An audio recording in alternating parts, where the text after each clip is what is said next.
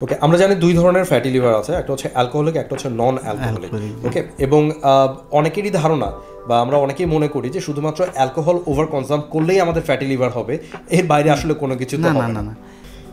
খাবার খাওয়া এবং হজম প্রক্রিয়া এই দুইটা জিনিস যদি ঠিক থাকে এবং পাশাপাশি ঘুম, এই তিনটা জিনিস যদি ঠিক থাকে তাহলে আসলে বলা যায় যে একটা মানুষ অনেকাংশেই সুস্থ।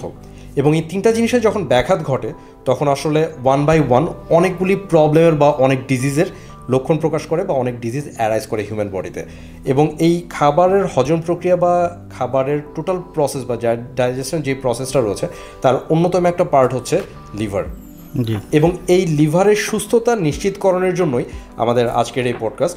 And welcome to the podcast. এবং আমাদের সাথে রয়েছেন অনারেবল ডক্টর শাহরিয়ার। কেমন আছেন আপনি? ভালো আছি, থ্যাংক ইউ। ওকে, সো আমরা যেহেতু লিভার নিয়ে কথা বলবো, সো ফার্স্টেই একটু জানতে চাই যে লিভারের ডিজিজগুলো কি একদম ইনিশিয়াল স্টেজেই বোঝা যায় নাকি এইটা বুঝতে একটু টাইম নেয়? ধন্যবাদ। আসলে লিভার আমাদের মানবদের খুব একটা গুরুত্বপূর্ণ অঙ্গ। এখন লিভারের বিভিন্ন রকমের রোগ হয় এবং এর মধ্যে সবচেয়ে বহুল চর্চিত রোগ হচ্ছে, এখন আমরা সবাই যেটা নিয়ে খুব বেশি আতঙ্কিত বা যেটা নিয়ে আসলে অনেক বেশি আলোচনা হচ্ছে, সেটা হচ্ছে ফ্যাটি লিভার। ফ্যাটি লিভার একটা লিভারের খুব কমন একটা রোগ। এছাড়া অনেকের ভাইরাসজনিত লিভার রোগ হয়, যেমন হেপাটাইটিস বি ভাইরাস এবং হেপাটাইটিস সি ভাইরাসজনিত রোগ। এবং যেটা আমরা বলি যে লিভারের কারণে এবং বি ভাইরাস সি ভাইরাসজনিত কারণে আরও কিছু কমপ্লিকেশনসও ডেভেলপ করে। একইভাবে ফ্যাটি লিভারের কারণেও বিভিন্ন কমপ্লিকেশনস হয় যদি এগুলো আনট্রিটেড হয়। তো সুতরাং ধরেন নর্মালি ফ্যাটি লিভারের ক্ষেত্রে দেখা যায় এবং ভাইরাসের ক্ষেত্রেও বি এবং সি ভাইরাসের ক্ষেত্রে প্রথম দিকে এটা কোনো উপসর্গ আসলে ওইভাবে দেখা যায় না। এটা একটা আসলে আতঙ্কের বিষয়। তারপরেও অনেক সময় দেখা যায় যে একটু যদি, কারণ ফ্যাটি লিভারের অনেকগুলো গ্রেড আছে, গ্রেড 1, 2, 3, 4। গ্রেড 1-এ ওইভাবে আসলে বোঝা যায় না। নর্মালি একটু যখন এটা একটু আরও অ্যাডভান্স স্টেজে যায়, অনেকে তখন দেখা যায় যে আপনার আপার অ্যাবডোমেনে, যেটা বলে পেটের উপরের ডান সাইডে ওরা পেইন কমপ্লেন করে। অনেকের অ্যাবডোমিনাল গ্যাস কমপ্লেন থাকে, অনেকে দেখা গেছে যে অল্প খেলে পেট ভরা ভরা ফোলা ফোলা মনে হচ্ছে। দেখা গেছে মানে এর আগে সে আর একটু বেশি খেতে পারতো, কোনো সমস্যা হতো না। এখন দেখা গেছে অল্প খেলে বা রিচ অয়েলি ফুড খেলে সে একটা অস্বস্তিতে ভুগে। তো এটা একটা উপসর্গ ইনিশিয়াল স্টেজ। অনেকে আবার দেখা যায় যে গ্রেড 1-এও এইসব কমপ্লেন করে। সো ইট ডিপেন্ডস, আসলে এক একজন মানুষ এক এক রকম। সুতরাং কারো দেখা গেছে যে গ্রেড 1-এ কোনো কিছু উপসর্গ হইল না, 2, 3-তে কিছু উপসর্গ প্রকাশ পায়। একইভাবে হেপাটাইটিস বি সি ভাইরাসের ক্ষেত্রেও দেখা যায় ইনিশিয়াল স্টেজে আসলে এভাবে কোনো কমপ্লেন করে না। আস্তে আস্তে যখন এই রোগটা আরও খারাপের দিকে যায় তখন কমপ্লেনগুলো প্রকাশ পায়। এছাড়া এই কারণে আসলে উচিত আমি মনে করি আমাদের নর্মালি দেখা যায়, যদি আমি আমাদের জীবনযাত্রাকে দুইটা ভাগ করি, যে before age of 40, after age of 40। তো সুতরাং সবার উচিত যখন এজ 40টা ক্রস করা শুরু করলো, সবারই কিছু মানে প্রাথমিক কিছু পরীক্ষা নিরীক্ষা একটা গ্যাপে 6 মাস অন্তর বা রুটিন চেকআপ এগুলো করা উচিত। করলে দেখা যায় যে যদি কারো কোনো সমস্যা থাকে একদম ইনিশিয়াল স্টেজই ধরা পড়ে, তখন দেখা যাচ্ছে ট্রিটমেন্ট করাটা ইজি হয় এবং তার রেজাল্টও ভালো আসে। আপনার রোগের প্রোগ্রেশন যত খারাপ হবে, এই কারণে দেখেন আমরা কি বললাম যে ফ্যাটি লিভারের অনেকগুলো গ্রেড আছে। গ্রেড করার মানে কি, মানে 1, 2, 3, 4, মানে যত গ্রেড বাড়বে তার রোগের অবস্থা তত খারাপ হচ্ছে, এই কারণে গ্রেডিংটা করা। তো সুতরাং আপনার গ্রেড 1-এ যদি আপনার ফ্যাটি লিভার ধরা পড়ে, আপনার ট্রিটমেন্ট প্রসিডিওরও ইজি, আপনার ফেটও ভালো, আপনার আউটকামটা ভালো আসবে। কিন্তু আপনি যদি এটা 4-এ গিয়ে ধরা পড়ে, 3-তে গিয়ে ধরা পড়ে, তার সাথে তো আপনি গ্রেড 1-কে মিলাইতে পারবেন না। তখন দেখা যাচ্ছে যে আপনার ট্রিটমেন্টটা অনেক কিছু ট্রিটমেন্টের চিন্তা করতে হচ্ছে, আউটকামটাও নট লাইক গ্রেড 1, এটা একটা বিষয় আছে। সুতরাং আফটার এজ অফ 40 সবার একটা নিয়মিত রুটিন চেকআপে থাকা উচিত। আর যার কখনো কোনো প্রবলেম দেখা দিল, মানে তাই বলে যে সবাই একদম এজ 40 পর্যন্ত বসে থাকবে তা তো না। অনেকে দেখা যাচ্ছে আগেই সমস্যা ধরা পড়ে বিভিন্ন, সে যদি কোনো সমস্যা বা কোনো কমপ্লেন ফিল করে, যেগুলো আমি বললাম যে গ্যাসের সমস্যা, বুক জ্বালাপোড়া করা, রিচ অয়েলি ফুড খেলে সমস্যা হওয়া, বাথরুমের সমস্যা হওয়া, এছাড়া ধরেন গ্যাসের সমস্যা, যেগুলো বারবার বলা, তো এগুলো হলে তার উচিত অবশ্যই একজন নিকটবর্তী ডাক্তারের শরণাপন্ন হওয়া। দেখেন উন্নত দেশগুলোতে কিছু ব্যাপার আছে, তাদের যেহেতু তাদের বিভিন্ন ইন্স্যুরেন্স পলিসি আছে, কাভারেজ আছে, এবং তাদের কিন্তু একটা রুটিন চেক আপ অলওয়েজ করতে হয় একটা গ্যাপে, বছরে একবার বা বছরে 2বার। এই কারণে দেখা যাচ্ছে যে উন্নত দেশগুলোতে রোগগুলো আগে ধরা পড়ে, তাদের ট্রিটমেন্টটাও ভালো হয় এবং তারা সুস্থ থাকে। না, আমাদের যেহেতু এইসব ইন্স্যুরেন্স পলিসি বা আমাদের গভর্নমেন্টাল এরকম কোনো পলিসি নাই, তো সুতরাং নিজেই উদ্যোগী হতে হবে। এবার একটু জানতে চাই যে ফ্যাটি লিভার মোস্ট কমন একটা ওয়ার্ড বর্তমান সময়ে, এবং আমার যেটা মনে হয় যে রিসার্চ যেটা বেসিক্যালি বলে যে প্রতি 3 জনের ভেতরে দেখা যাচ্ছে যে খুঁজলে 2-1 জন ফ্যাটি লিভারের পেশেন্ট পাওয়া যায়, গ্রেড 1 গ্রেড 2 অথবা আদার্স যে গ্রেডসগুলি আছে। ওকে, সো ওইখান থেকে একটু জানতে চাই যে ফ্যাটি লিভার সাধারণত কি কি কারণে হয়ে থাকে? আচ্ছা, ফ্যাটি লিভার এখন ওই প্রথমে আমি বললাম যে এটা আসলে এখন একটা বহুল চর্চিত রোগ, বিশেষ করে বাংলাদেশের প্রেক্ষাপটে। কারণ আমাদের লাইফস্টাইল মানে ভালো না, আসলে ব্যাপারটা তা না, আসলে আমাদের এই লাইফস্টাইলটি চলে আসতেছে। এখন যদি বলে তাহলে আগেকার মানুষের ফ্যাটি লিভার ছিল না কেন, আমি যদি একটু পিছন থেকে চিন্তা করি ব্যাপারটা এরকম, দেখা গেছে যে আমার বাবা না হোক, আমার দাদারা বা তার আগেরা দেখা গেছে তারা আমাদের চেয়ে বেশি অনেক ফিজিক্যাল অ্যাক্টিভিটিতে জড়িত ছিল।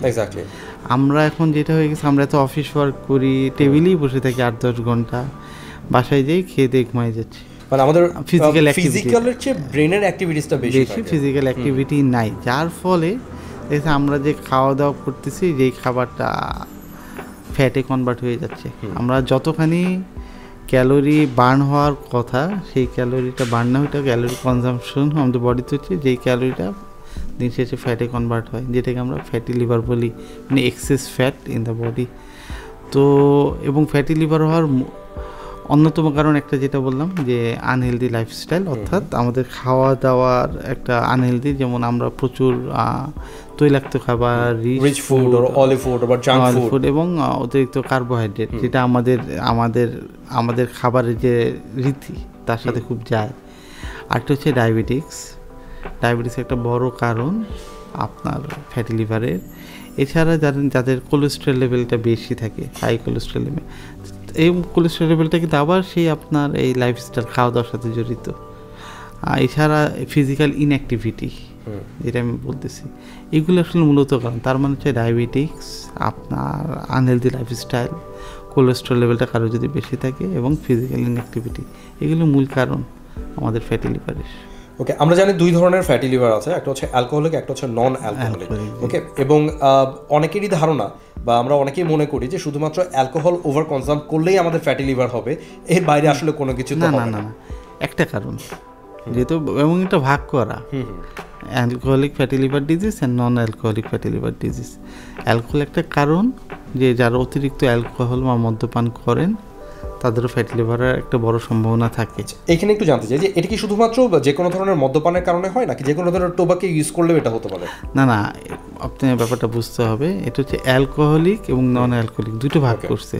তো ওই অ্যালকোহলিক ফ্যাটি লিভার ডিজিজ ওটা অ্যালকোহলের কারণেই, এটা তো গেল। আর নন অ্যালকোহলিকের মধ্যে এই কজগুলো আসতেছে, আপনার ডায়াবেটিস, ফিজিক্যাল ইনঅ্যাক্টিভিটি, হাই কোলেস্ট্রলেমিয়া, আর একটা যেটা বললাম আনহেলদি লাইফস্টাইল, দুটো তো ভাগই আলাদা।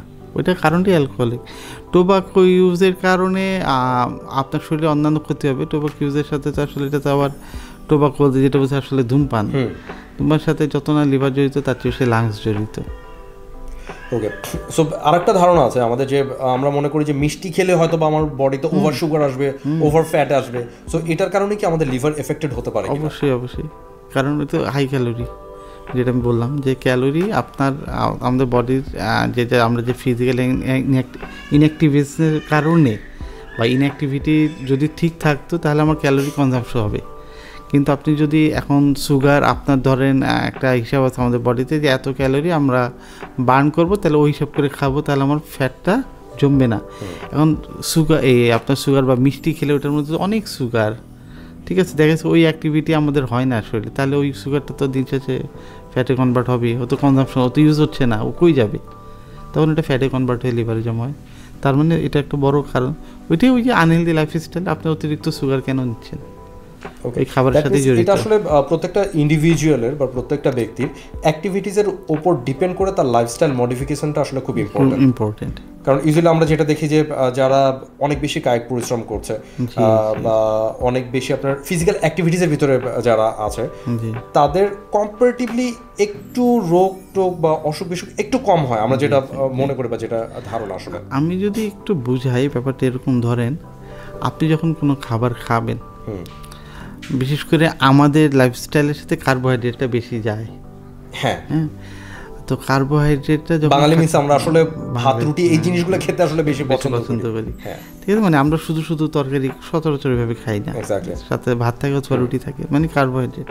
নর্মালি কার্বোহাইড্রেটটা বডিতে গিয়ে ও সুগারে কনভার্ট হয়, তো সুগারটা জমা হয় ব্লাডে। এখন সুগার আমার প্রয়োজন, আমাদের হোল বডি ট্রিলিয়নস অফ সেল দিয়ে তৈরি, সেলের বাঁচার জন্য সুগার প্রয়োজন। এখন এই সুগারটা ব্লাড থেকে সেলে নেয় হচ্ছে ইনসুলিন। এখন অতিরিক্ত সুগার যখন আমার কনজাম্পশন হবে, তখন এখন সেলের তো সুগার প্রয়োজন, কিন্তু সেই অতিরিক্ত তো তার প্রয়োজন নেই, তখন এই অতিরিক্ত সুগারটা আমার ব্লাডে হচ্ছে জমা, যেটা দিন শেষে আবার আস্তে আস্তে আপনার ও ফ্যাটে কনভার্ট হয়ে লিভারে জমা হচ্ছে।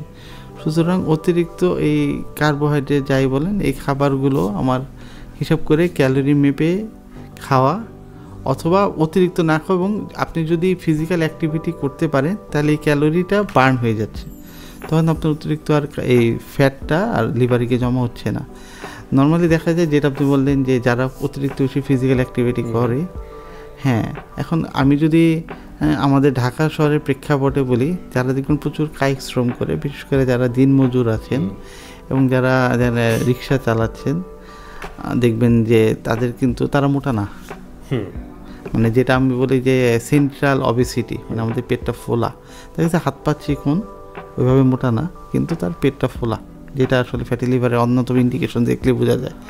দেখবেন যারা প্রচুর কায়িক শ্রম করে ওইভাবে, কারণ সে খাচ্ছে এবং সেটা সে ফিজিক্যাল অ্যাক্টিভিটির মাধ্যমে তার ফ্যাটটা বার্ন হয়ে যাচ্ছে, তখন তার অতিরিক্ত ফ্যাট আর জমতেছে না, নাই তো জমবে কোথা থেকে। বাট যারা আমরা বিশেষ করে অফিস ওয়ার্ক করি, ঠিক আছে, এবং যাদের ফিজিক্যাল অ্যাক্টিভিটি একদম ওইভাবে নাই বলতে গেলে, যেহেতু আমাদের লাইফস্টাইলটা এরকম, তো তাদের জন্য তো আসলে একটু ক্যালোরি হিসাব করে খাওয়া উচিত। আর এখন যাদের হয়ে গেছে সেটা তো আসলে কিছু করার থাকে না, তখন অবশ্যই তার একজন বিশেষজ্ঞ ডাক্তারের শরণাপন্ন হওয়া উচিত। অথবা যদি আপনি মনে করেন যে এত অল্প সমস্যার জন্য আমি একজন বিশেষজ্ঞের কাছে যাব, নো প্রবলেম, আপনি আগে একজন জেনারেল প্র্যাকটিশনার, জিপি যেটা আমরা বলি, তার কাছে যান, সে আপনাকে প্রাথমিক চিকিৎসা দিক যদি আপনার সমস্যা থাকে। সে যদি মনে করে যে আপনার একজন বিশেষজ্ঞ ডাক্তারের পরামর্শ নেওয়া দরকার, সে আপনাকে রেফার করে দিল, দেন যান।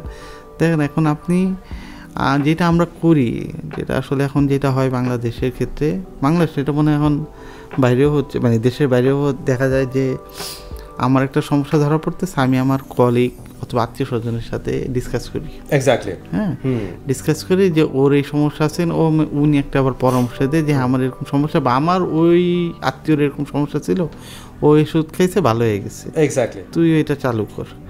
আবার আর যেহেতু বর্তমানে একদম আমরা টেকনোলজির, হয়তো বা ভবিষ্যতে আরও ভালো টেকনোলজি আসবে, বাট এখনও আমরা খুব একটা ভালো অবস্থা আছি টেকনোলজির ক্ষেত্রে, এবং আমরা সবাই একটা গুগল করে যে কি সমস্যা আর কি করা যায়, যেটা আমরা গুগল ডক্টর বলি, তো দুটো মিলাই ঝিলে সে ফার্মেসির দিকে ওষুধ নিয়ে আসে। এখন আপনি খেলেন, হয়তো আপনার গ্যাসের সমস্যা হচ্ছে, বুকটা জ্বালাপোড়া করতেছে, আপনি গুগল এবং আপনার আত্মীয় হোক অথবা কলিগ হোক, তার সাথে পরামর্শ করে দুইটা মিলে ঝেলে ওষুধ এনে খেলেন, হয়তো ইনিশিয়ালি আপনি একটু রিলিফ পেলেন, কিন্তু এটা তো আপনার রোগটা তো ভালো পার্মানেন্ট বা একটা সলিউশনে আসলে আশা করি আমরা যেতে পারতেছি ফর দ্য টাইমিং এটা আসলে রিকভার করতে, আপনি এটাকে পুষে রাখতেছেন, এবং এটা দেখা গেছে যে দেখেন রোগের গ্রেডিং করার মানে কি, আপনি যখন এটা আনট্রিটেড থাকবে ওর গ্রেডিংটা বাড়বে, হ্যাঁ, ঠিক আছে, তো ও বাড়বে, গাছের মতো বাড়বে, গাছ লাগাইছেন, ও বড় হচ্ছে, আপনার রোগটাও বড় হচ্ছে, তার মানে এটাও গ্রেড 1 থেকে 2-এ যাবে, 3-তে যাবে, 4-এ যাবে। সুতরাং এটা আপনার বিবেক বুদ্ধি, আপনি এটাকে কি করবেন, আপনি এটাকে পুষে রাখবেন, এটাকে বড় করবেন, আর না এটাকে ইনিশিয়াল স্টেজেই একটা ভালো ট্রিটমেন্ট নেবেন। ভালো ট্রিটমেন্ট নিলে দেখা গেছে যে আপনি এটা থেকে একদম বের হয়ে আসতে পারবেন। আর যত আপনি দেরি করবেন আপনার কমপ্লিকেশনস তত ডেভেলপ হবে, কারণ ফ্যাটি লিভার গ্রেড 4 পরে সিরোসিসে ডেভেলপ করে, দেন ক্যান্সারের দিকে ওদিকে যাচ্ছে। আমি বলতেছি না সব ফ্যাটি লিভারেরই সিরোসিস ক্যান্সার হবে, বাট একটা সম্ভাবনা তো থেকে যায়। এবং ওইটা হলে আপনার ক্যান্সারের এখন অনেক ভালো টেকনোলজি ট্রিটমেন্ট আছে, কিন্তু আপনি ওইখানে কেন যাবেন যেটা একদম আর্লি স্টেজে একটা ভালো কিছু করা সম্ভব? এখন ডিসিশন আপনার। এবং ওই যে বাঙালিভাবে আমাদের একটা স্বভাবগত একটা অভ্যাস আর কি আছে যে ইনিশিয়ালি হচ্ছে ওকে ফাইন দেখা যাক পরে দেখবো না, আরেকটু প্রবলেম হচ্ছে আচ্ছা ঠিক আছে পরে দেখবো না, একেবারে যখন না হচ্ছে তখন আমরা যেটা করি কোনো স্পেশালিস্ট বা এক্স্যাক্টলি স্পেসিফিক ওই ডক্টরের কাছে না, যে আমরা যেটা করি মোস্ট কমন একটা হিসাব আচ্ছা ঠিক আছে ফার্স্টে তাহলে একটা মেডিসিন ডক্টর দেখায়। তো মেডিসিন ডক্টর দেখালাম, দেখানোর পরে উনি কিছু টেস্ট দিল, টেস্ট করলাম, কিছু ট্রিটমেন্ট প্রসিডিউর দিল, দেওয়ার পরে আলটিমেটলি দেখা যাচ্ছে 1 মাস 2 মাসে আমরা ওইটা আরেকটুকে ওই অসুখটাকে আরেকটু পুষলাম, আরেকটু পারলাম, আরেকটু বলও করলাম, করার পরে যখন একেবারেই হচ্ছে না তখন চলে গেলাম ডক্টরের কাছে যাওয়ার পরে ডক্টর কী করলো এক গাদা টেস্ট দিল, এবং তখন আমাদের মাথা খারাপ হয়ে গেল, হ্যাঁ ডক্টর কেন এতগুলো টেস্ট দিচ্ছে, আমার এতটুকু একটা প্রবলেমের জন্য কেন এত টেস্ট দিবে ডক্টররা প্রচুর টেস্ট দেয়, অযথা টেস্ট দেয়, মানে এটা কিন্তু খুব কমন একটা ফ্যাক্ট। না এখন দেখেন টেস্ট কোথায় না দেয়, আপনি খোঁজ নেবেন যে সবারই আত্মীয় স্বজন কিছু না কিছু দেশের বাইরে থাকেন, আপনি তাদের সাথেও কথা বলবেন, টেস্ট সবাই দেয়, টেস্ট না করলে আমি ডায়াগনোস কীভাবে করবো আপনার কী রোগ হয়েছে? এখন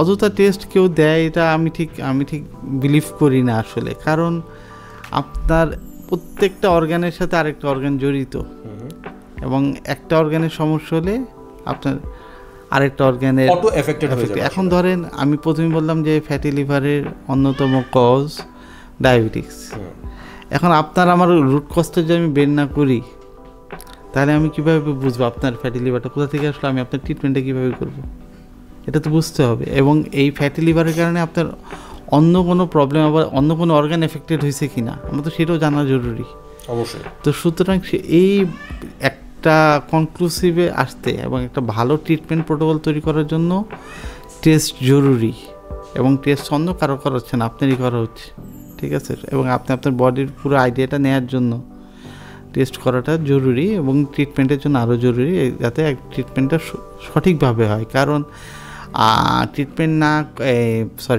আপনার ইনভেস্টিগেশনস না করে আমি যদি আন্দাজের উপরে ওষুধ দেওয়ার ট্রাই করি সেই ওষুধটা আপনার শরীরেই যাবে, তো সেটা তো আপনার জন্য ভালো মন্দ দুইটা দিকই থাকতে পারে, ভালো হতে পারে খারাপ হওয়ার একটা সম্ভাবনা থাকে। তো সচরাচর কোনো ডক্টর আপনার খারাপটা চাবে না, সে চাচ্ছে আপনার একদম একটা কনফার্ম ডায়াগনোসিস করে দেন ট্রিটমেন্টে যাওয়া, এটা সব ডক্টরই তাই চায়, যাতে আপনার একটা ভালো রেজাল্ট আসে। এখন ব্যাপারটা আর এরকম, এখন আমরা আসলে অনেকের মনে আসলে ধারণা যে আমরা একটু বিদেশে গেলে আরও ভালো ট্রিটমেন্ট পাবো, এটা এখন একটু বিশ্বাস থাকে, এবং আপনার যেতে তো কারো মানা নেই, যার ইচ্ছা সে তো যেতেই পারে, কিন্তু আমাদের দেশে এখন আল্লাহর মধ্যে সব কিছুই আছে, সব ধরনের ইনভেস্টিগেশনস করা যায়, একটা ভালো ট্রিটমেন্ট আমাদের দেশে পসিবল। এবং যেটা বলতে চাচ্ছি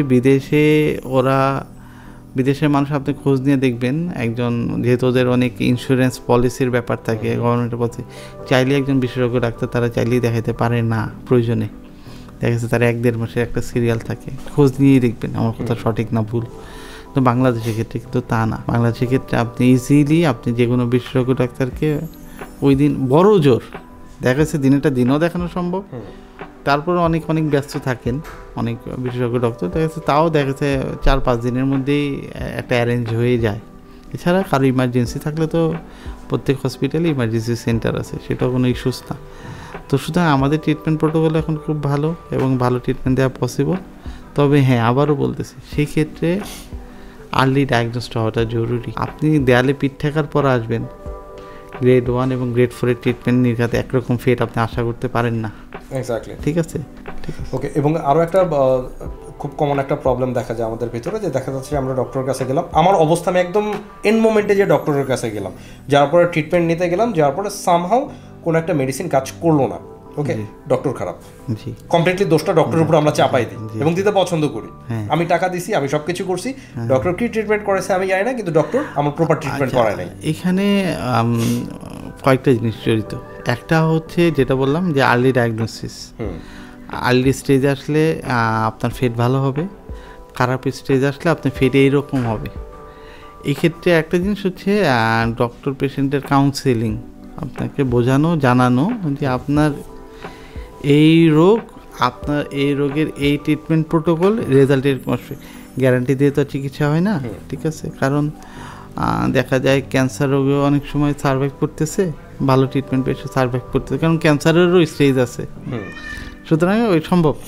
আবার এমনও তো আমরা দেখতেছি যে জ্বরেও রোগী মারা গেছেন, তো সুতরাং গ্যারান্টি দিয়ে তো চিকিৎসা হবে না, কিন্তু তাকে প্রপার কাউন্সেলিংটা জরুরি। তো আসলে সৃষ্টিকর্তার হাতে, আমরা ডক্টররা বা ডক্টররা যেটা এক্স্যাক্টলি আমরা চেষ্টা করব, এবং তবে ওইটাই যেটা বলা প্রপার কাউন্সেলিংটা জরুরি, যে আপনার এই রোগ হয়েছে, আপনার এই ট্রিটমেন্ট, আপনার এরকম আমরা একটা রেজাল্ট আশা করতেছি, ঠিক আছে? কারণ একদম যদি লাস্ট স্টেজে আসেন, সেক্ষেত্রে মানে যেটা আমরা বলি যে প্যালিয়েটিভ ট্রিটমেন্ট টাইপ, যে আপনার ক্ষেত্রে আসলে ওরকম একদম ভালো হয়ে যাবেন, সুস্থ হয়ে যাবেন তা না, বাট আপনার রোগের যে কষ্ট পাচ্ছেন সেই কষ্টটা কমে আনা এবং রোগের যে প্রোগ্রেশন সেইটাকে ডিলে করা, এটাও একটা ট্রিটমেন্ট। আবার আর্লি স্টেজে আসলে যে হ্যাঁ আপনাকে আমরা একটা ভালো অবস্থায় নিয়ে যেতে পারবো, এই কাউন্সেলিংগুলো জরুরি। ওকে, তাহলে এবার একটু আসি যে আমাদের যখন ফ্যাটি লিভার হচ্ছে, ফ্যাটি লিভার তো বিভিন্ন ধরনের স্টেজ আছে, আপনি যেগুলো বলছিলেন যে স্টেজ 1, 2, 3, 4, এবং যদিও ফার্স্ট স্টেজে অনেক সময় লক্ষণ প্রকাশ পায়, আবার দেখা যাচ্ছে অনেক সময় পায় না। তাহলে আমরা কিভাবে বা কখন আমরা বুঝবো যে আমাদের আসলে একটা টেস্ট করা উচিত, বা এই প্রবলেম বুঝলে আমরা বুঝবো যে মানে ফিল করলে আমরা বুঝবো যে আমাদের একটা টেস্ট করা উচিত ফ্যাটি লিভারের, বা আসলে আমার লিভার আছে কিনা? এই জন্যই বললাম, প্রথমে আমি বলেছিলাম যে আফটার এজ অফ 40 আপনার একটা, যেটা আমরা বলি যে কিছু রুটিন টেস্ট ইনভেস্টিগেশনস সবারই একটা নির্দিষ্ট সময় পর করা উচিত। এবং এটা কি টেস্ট আসলে করা হয়, মানে একদম মোস্ট বেসিক যদি আমরা কিছু ব্লাড টেস্ট করি, এবং অর্গান বেস যদি চিন্তা করি, ধরেন যেহেতু লিভার নিয়ে কথা হচ্ছে, আমরা লিভারে একটা আলট্রাসোনোগ্রাম করা এবং লিভারের কিছু এনজাইম টেস্ট করা লিভারে, এটা লিভারের জন্য দেখা। কিডনি হলে একই কথা, তার ক্রিয়েটিনিন লেভেলটা দেখা, এবং সেক্ষেত্রে একটা আলট্রাসোনো করা যেতে পারে। এবং হার্টের ক্ষেত্রে ইসিজি বা ইকো, এবং লাংসের ক্ষেত্রে একটা চেস্ট এক্সরেটা দেখা। এগুলো যেহেতু একদম আমি ভাইটাল অর্গানগুলোর কথা বললাম, ঠিক আছে?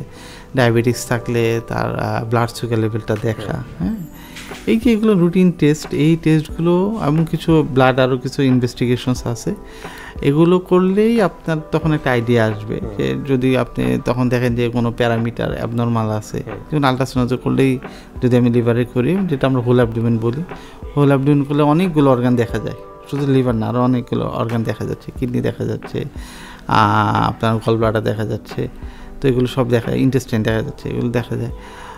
তখন দেখা গেছে যদি কোনো তার প্যারামিটার্স বা কোনো কমেন্টসে যদি থাকে কিছু, তখন তার ওই ডাক্তারের শরণাপন্ন হওয়া উচিত। এটা আফটার এজ অফ 40 কথা বললাম। আর বিফোর 40 যদি সে নর্মালি, আমরা ওইভাবে টেস্ট করা হয় না, বিফোর 40-তে যদি কেউ কোনো কমপ্লেন ফিল করে, নর্মালি ফ্যাটি লিভারের ক্ষেত্রে দেখা যায় যে আপার অ্যাবডোমেন ডান সাইডের পেটের উপরের দিকে পেইন কমপ্লেন করে, পেটের গ্যাসের সমস্যা হওয়া, হজমের সমস্যা হওয়া, বাথরুমের সমস্যা হওয়া, এগুলো একদম কমন কমপ্লেন। যদি এই জাতীয় কোনো কমপ্লেন থাকে, তার উচিত ডাক্তারের শরণাপন্ন হওয়া। ওকে, আর একটা মিথ আছে যে মোটা হলেই বা যারা একটু ফুল ফিগার টাইপসের তাদের সবার ফ্যাটি লিভার আছে। আমরা খুব হরহামেশা দেখে আসলে গেস করি ওর তো ফ্যাটি লিভার আছে, মানে এটা কি সত্য? হ্যাঁ, এটা অনেকাংশে সত্য। আচ্ছা, ওভারওয়েট ফ্যাটি লিভার অন্যতম কারণ, ঠিক আছে? এবং বিশেষ করে সেন্ট্রাল ওবেসিটি, মানে শুধু ধরেন অনেক আছে যে আপনার হাত পাটা অত মোটা না, সেই তুলনায় মানে তার শরীরের তুলনায় তার পেটটাকে মোটা লাগতেছে, সেন্ট্রাল ওবেসিটি যেটা আমরা বলি, সেটাও ফ্যাটি লিভারের কারণ, অন্যতম কারণ। আমি বলতেছি মোটা মানুষ মানেই 100% ফ্যাটি লিভার তা না, বাট সম্ভাবনা অনেক বেশি। ওকে, ঠিক আছে, ওকে। সো ডেফিনেটলি তাদেরও সেই রুটিন চেকআপে থাকতে হবে। এবং ওভারওয়েট, যেটা কারণ বললাম আপনার, যেটা ফ্যাটি লিভারে, যে ওভারওয়েট একটা কারণ, ডায়াবেটিস একটা কারণ, লিপিড প্রোফাইল কোলেস্ট্রল লেভেলটা হাই হলে এটা একটা কারণ, ফিজিক্যাল ইনঅ্যাক্টিভিটি একটা কারণ, আনহেলদি লাইফস্টাইল একটা কারণ। তো এর মধ্যে তো এগুলো পড়তেছে, যেগুলো পরে, সুতরাং তার তখন সতর্ক হতে হবে যে আমি কেন তো মোটা, তার মানে তখন ওই টেস্টগুলো করে দেখা যে কোথাও কোনো ইস্যু আছে কি না। ওকে, অ্যান্ড এই ফ্যাটি লিভার থেকে বাঁচতে হলে আমাদের কি করা উচিত বা কি ধরনের লাইফস্টাইলে আমাদের রেগুলার লাইফস্টাইল মেনটেন করা উচিত? আচ্ছা, একটা হচ্ছে প্রথম কথা হচ্ছে আপনার নর্মাল পার্সনের উচিত তার একটা হেলদি লাইফস্টাইল মেনটেন করা। এখন হেলদি লাইফস্টাইল বলে ফেললাম, কিন্তু এর মধ্যে অনেক কিছু জড়িত। এক্স্যাক্টলি। একটা হচ্ছে আপনার একটা সুনির্দিষ্ট ডায়েট প্ল্যান বা স্বাস্থ্যকর খাবার দাবার, ঠিক আছে? আমি এটা বুঝি সামাজিকতা একটা বিষয়, কিন্তু সেটা যেন ডেলি না হয়, মাসে একবার দুইবার হতেই পারে, ঠিক আছে? এছাড়া সেক্ষেত্রে আপনার একটা খাদ্যাভ্যাস সবারই উচিত যে রাতের খাবারটা 8টা সাড়ে 8টার মধ্যে শেষ করে দেওয়া। হ্যাঁ, শেষ করে যদি পসিবল হয় একটু আধা ঘন্টা 40 মিনিট হাঁটা, ঠিক আছে? আর এছাড়া কেউ যদি ফিজিক্যাল অ্যাক্টিভিটি আরও করতে পারে, সকালে যদি একটু দৌড়াইতে পারে অফিস যাওয়ার আগে, তো আরও খুবই ভালো হয়।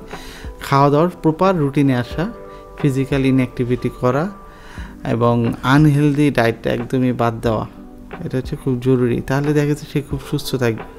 আর যার ফ্যাটি লিভার হয়েই গেছে বা আরও খারাপ অবস্থায় চলে গেছে, তার অবশ্যই একটা ডায়েট প্ল্যানে আসতে হবে, ফিজিক্যাল ইনঅ্যাক্টিভিটি থেকে বাদ দিয়ে অ্যাক্টিভনেস অবস্থায় আসতে হবে, আর ডাক্তারের শরণাপন্ন হওয়া। এছাড়া আমি যেখান থেকে কথা বলছি, আমাদের ইডাব্লিউ ভিলা মেডিকা, আমাদেরও বেশ কিছু অত্যাধুনিক জার্মান টেকনোলজি সম্বন্ধে ট্রিটমেন্ট রয়েছে। আমরা আমাদের লিভার ডিটক্সিফিকেশন প্রোগ্রাম আছে, এবং এই ফ্যাটি লিভার বা যাদের সিরোসিস হয়ে গেছে, তার মানে হচ্ছে যে আপনার কিছু সেল তো ডিজেনারেট, আফটার এজ অফ 40 সবারই সেল ডিজেনারেট হয়। আমাদের বেশ কিছু আপ টু 40 পর্যন্ত সেলগুলি গ্রোথ করে এবং এরপরে আস্তে আস্তে সেগুলি মানে গ্রোথ করা হয়তো আর একটু আগেই থেমে যায়, দেন ডিজেনারেশন প্রক্রিয়াটা শুরু হয়ে যায়। আচ্ছা আচ্ছা, ঠিক আছে, আফটার 40 মোটামুটি এটা একটা ধারণা, একদম তাই হবে তা না, বাট এটা আমার একটা ধারণা দেওয়ার জন্য যে 40 পরে আসলে মানুষের সতর্ক হওয়া উচিত। তো এই ডিজেনারেশন প্রক্রিয়াকে আমরা আবার রিজেনারেট করতে পারি। আমাদের বিভিন্ন স্টেম সেল থেরাপি রয়েছে, এছাড়া আমাদের আরও বেশ কিছু ট্রিটমেন্ট রয়েছে। তো ইচ্ছা করলে কেউ যদি মনে করেন এখানে এসে আমরা সেই প্রসেসগুলো চালু করতে পারি। এছাড়া সে যদি মনে করে যে কোনো বিশেষজ্ঞ ডক্টর শরণাপন্ন হওয়া, যেটা আমাদের এখানেও পসিবল, বাইরেও পসিবল, ট্রিটমেন্ট নেওয়া, যাদের ফ্যাটি লিভারটা হয়েই গেছে বা সিরোসিস হয়েই গেছে, তাদের তো অবশ্যই একটা ট্রিটমেন্টে যাওয়া উচিত, সাথে একটা হেলদি লাইফস্টাইল মেনটেন করা উচিত। ওকে, সো স্টেম সেলের কথা আসছিল, most modern and cutting edge technology, that is treatment procedure, that is stem cell. So stem cell দিয়ে কি আমাদের এই ফ্যাটি লিভারটাকে কমানো পসিবল কিনা বা ফ্যাটি লিভারকে রিকভার করা পসিবল কিনা? এটা ট্রিটমেন্টে দেখেন, ট্রিটমেন্ট তো শুধু একটা বিষয় নেই, অনেক কিছু জড়িত। আমরা স্টেম সেল ট্রিটমেন্ট দিব সেল রিজেনারেশন করার জন্য, আর ফ্যাটি লিভারের জন্য আমাদের ওই যেটা বললাম, একটা হেলদি লাইফস্টাইল মেনটেন করা এবং ডিটক্সিফিকেশন প্রোগ্রাম করা, যেগুলো আমাদের এখানে সম্ভব। সাথে সেল রিজেনারেশনের জন্য আমরা স্টেম সেল থেরাপি দিই। ওকে, এবং সবগুলোর প্রক্রিয়ার মাধ্যমে যদি আমরা ট্রিটমেন্ট প্রসিডিউরটা আগে, দেন ফ্যাটি লিভারটাকে রিকভার করা হয়তো বা সম্ভব। জি, এটা সম্ভব এবং একটা ভালো অবস্থা আসা সম্ভব। তবে ট্রিটমেন্ট করা মানেই যে অনেকে আছেন যে আমি ট্রিটমেন্ট নিচ্ছি, তাহলে আমি কি আবার এগুলো খেতে পারবো কি না, এটা অবশ্য আরেকটা বড় মিথ। এটা বাংলাদেশে খুব কমন আর কি, যে আমি ট্রিটমেন্ট নিচ্ছি তাহলে আমি খাবো। আপনি খাবেন, হেলদি খাবার খাবেন, নাহলে তো সেই দড়ি টানাটানির মতো অবস্থা হয়ে গেল, আবার হবে।